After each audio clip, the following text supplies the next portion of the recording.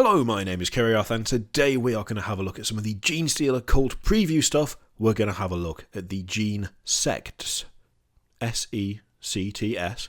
Not the other thing. No, we're not looking at that. I mean, I'm sure that exists, but that's not what we're looking at today. We're looking at these sects. And I'm kind of looking forward to this because it's the stratagems and warlord traits and the creeds, the cult creeds. There should be some nice, fun, interesting stuff in here. So let's take a look and see what goodness they have to offer. I'm hoping for nice, fluffy, flavoursome, and maybe, in some cases, a little bit silly stuff to work with. So yeah, let's have a look. Okay, so first up, we have Cult of the Four-Armed Emperor Subterranean Ambushers. Hailing from the Trist mining dynasty of Gozar Quintus, I'm sure that's how you pronounce that, of course. The Cult of the Four-Armed Emperor lies in wait beneath the planet's crust before launching a long-planned and decisive ambush.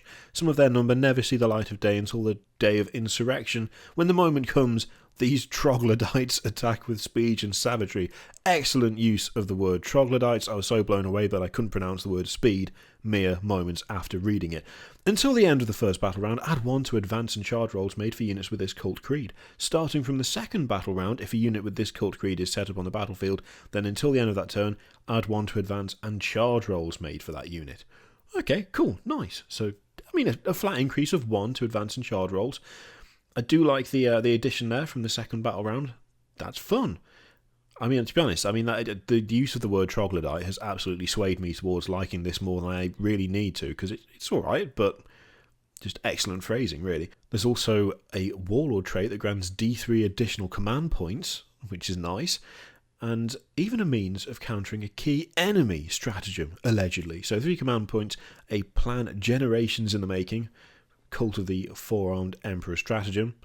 Of all the military forces in the galaxy, the Cult of the Four-Armed Emperor prepares the most thoroughly for the day of battle. Its plans to counter the foe are works of dark genius.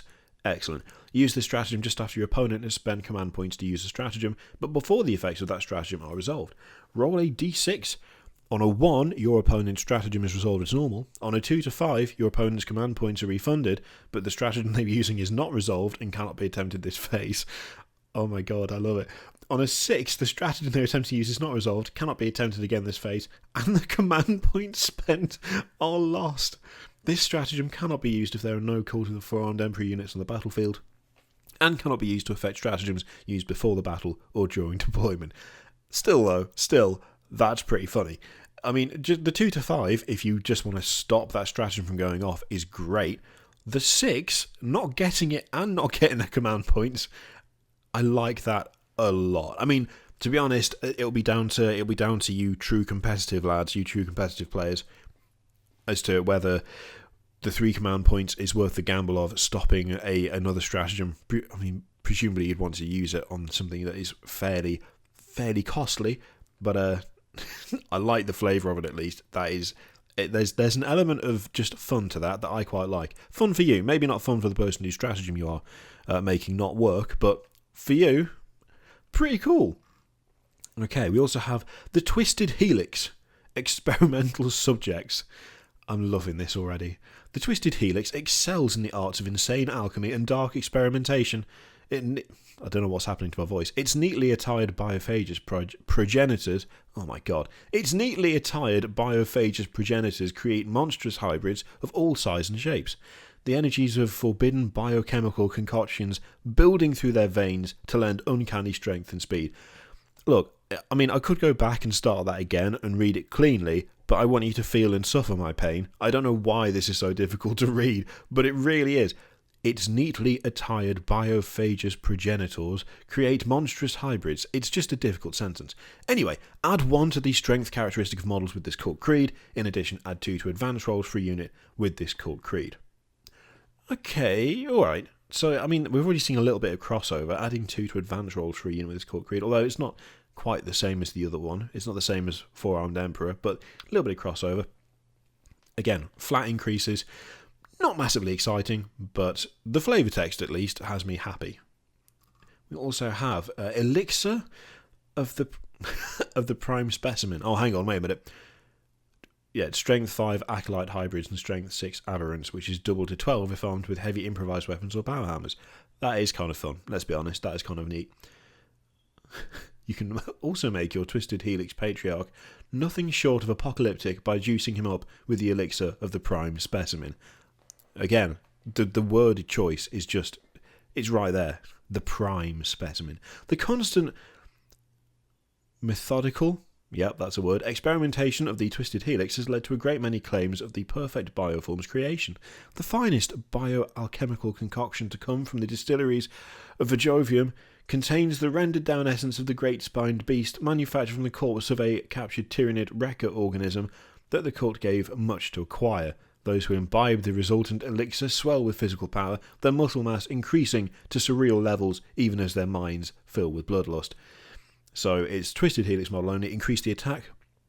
The attack's toughness and wounds characteristics of the bearer by 1, so that's fun. Something about these sentence structures are throwing me for a goddamn loop, I'm not going to lie. I mean, I don't need to lie. You can hear me struggle to read this. I don't know what's going on, but it's proving to be tricky, this particular preview. Might from beyond, an alien strength lurks in every being that carries the Genestealer curse. With a low whisper that rises to a scream, the Psyker amplifies this hidden might, and their followers are swollen with empowering energy, born of the void itself. Might of from beyond has a warp charge value of 7. If manifested, select a friendly Genestealer Cults infantry or biker unit within 18 units of the Psyker, add 1 to the strength and attack characteristics of all models in that unit until the start of your next psychic phase. I actually really like that. That's kind of cool. And to be honest, anything that affects those bikes I'm going to instantly be in favour of because the bikes look great. So yeah, I like that. There's a good range on it as well, 18 inches. 1 to strength and attacks. Yeah, I like that. That's cool. There are 4 other, well, the other 4 cult creeds. So there is the Pauper Princes, devoted zealots. The cultists of the Pauper Princes are so zealous they would gladly hurl themselves on an active frag grenade to protect their cult leaders. Excellent. I mean, that sounds very, I think, appropriate is probably the word. When their organisation is threatened, they fight like madmen to pull down and slaughter those who threaten their ascendants. You can reroll hit rolls for attacks made with melee weapons by a unit with this cult creed in a turn in which it made a charge move, was charged, or performed a heroic intervention.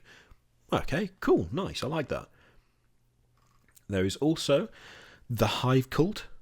Disciplined militants, the brothers and sisters of the Hive Cult are no strangers to war. They fight in tight-knit military units, whether they hail from Hive Ganger cultures or the military organisations of the Imperium. Each is well drilled in the use of sidearms as well as repurposed industrial tools, and in battle they fight with an uncanny discipline that sees them triumph against the odds.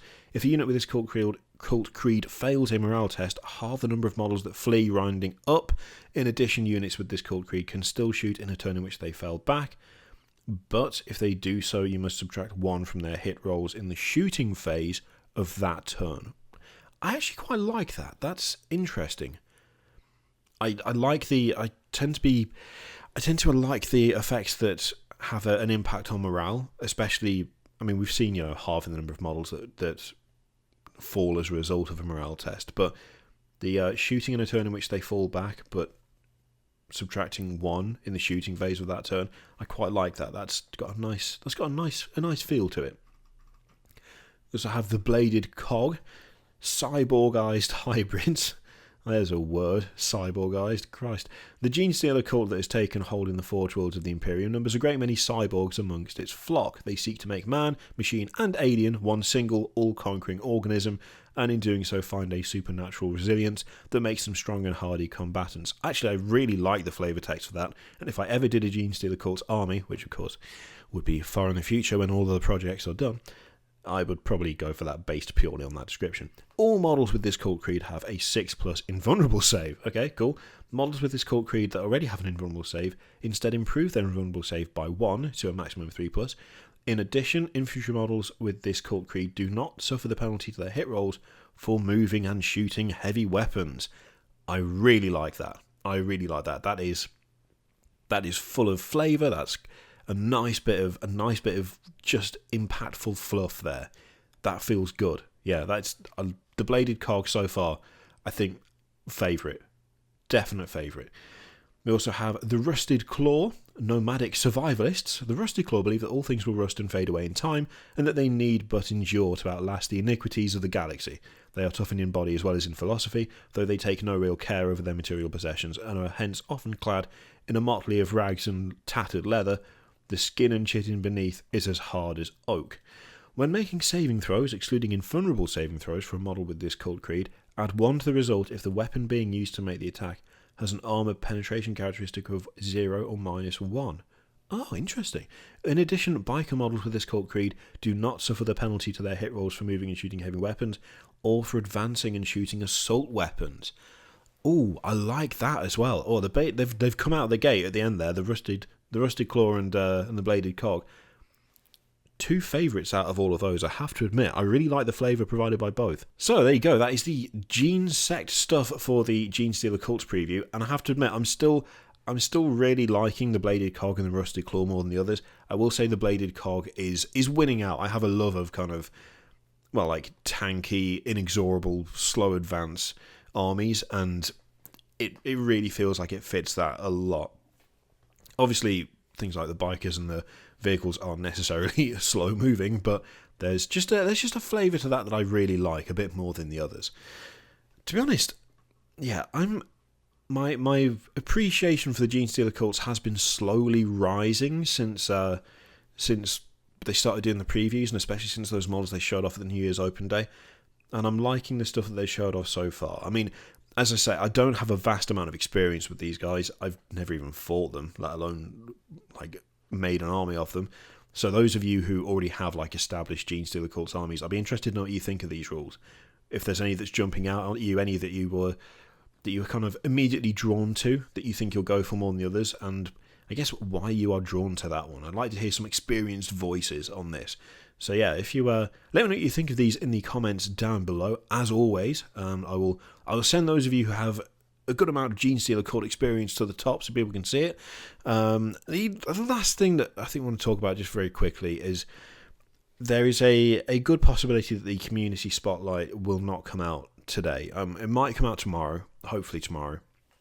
I'm essentially waiting on some test results.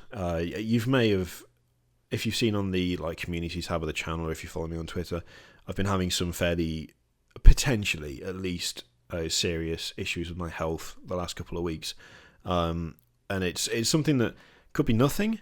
It could be something minor but fixable, or it could be something that is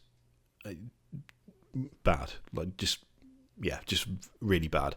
I don't know what is happening, and I won't know until tomorrow, and even then I doubt that that'll be the end of the story, one way or another. Hopefully it turns out it's nothing serious and I've been getting worked up over nothing, but it does have the potential to be serious. And the one thing that I don't want to do with the community spotlight is I don't want to sound bored, I don't want to sound fed up, and I don't want to sound negative.